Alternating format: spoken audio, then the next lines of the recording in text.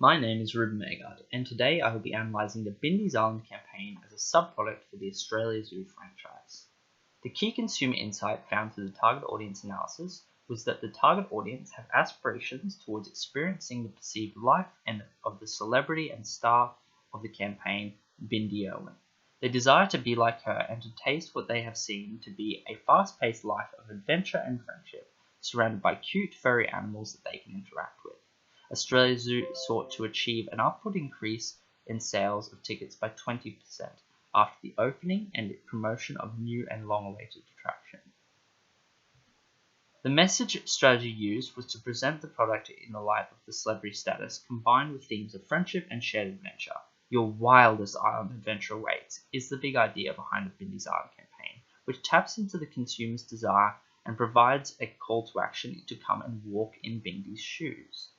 As a product is referred to as your wildest island adventure, and due to the fact that it is Bindi's Island, appeals to the nature and desire of the consumer to experience what the young role model's life must ever be like every day, and that they too can come and share in the adventure.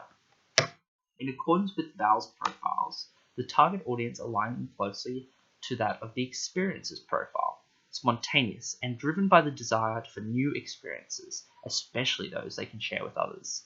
The brand is positioned as having a high adventure appeal and a high celebrity appeal which others similar products lack. The success of the campaign can be evaluated through the targeted evaluation sales. As a goal is to target children, particularly young girls. The number of tickets sold to this demographic after the airing of the campaign could be used to evaluate the level of success. Bindi's Island campaign primarily uses celebrity appeal, which supports the adventure and social appeal that surrounds Bindi, the Irwin family, and Australia Zoo. This approach was appropriate because the target audience has grown up to be enamored with Bindi and is now empowered by the possibility to meet her in person, if only they were to come to the island, because who doesn't want to meet their childhood heroes? The tone is adventurous, exciting, and fast-paced, which reflects the tone of Australia Zoo. Bindi and her younger brother, Robert, featuring the signature Australia Zoo car keys, are seen handling the animals and traversing the treetops in the company of young guests who are aligned with the target audience and demographic. As Bindi's celebrity status is tied up with that of her late father's, so too is Bindi's Island a reflection of the zoo.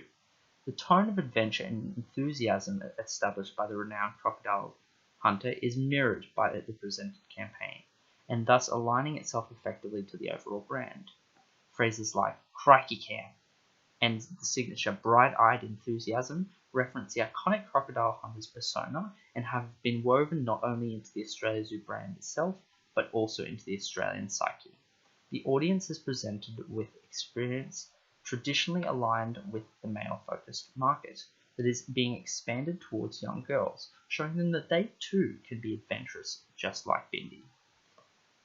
Creatively portraying an exaggerated sense of excitement and pace, the audience is captivated and inspired towards a new opportunity. I would recommend, however, that perhaps a more inherent drama approach were implemented through additional promos to create a more cause and effect sense of urgency and adventure.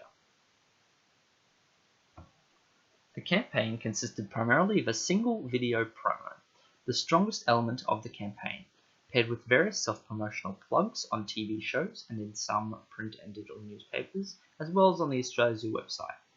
This was a relatively effective execution, as much of the target audience has already been previously aware of Bindi and her roles in Bindi the Jungle Girl, the TV show, and the feature film Return to Nim's Island, both from which Bindi's Island was inspired. The island has been a long time in the works, with initial developments made by Steve Owen himself. The audience is already consuming primarily through the TV and movie channels, rather than over social media and online. The disadvantages of the campaign and limited channels being that it is quite limited in reach. Potential additions to the campaign could be a focus on secondary target markets. Parents, for example, who ultimately hold the power to take their children on such outings. For this, a benefit sort appeal should be used, appealing to the parents by justifying the outing as a way to keep their children entertained and out of trouble. Thank you for listening.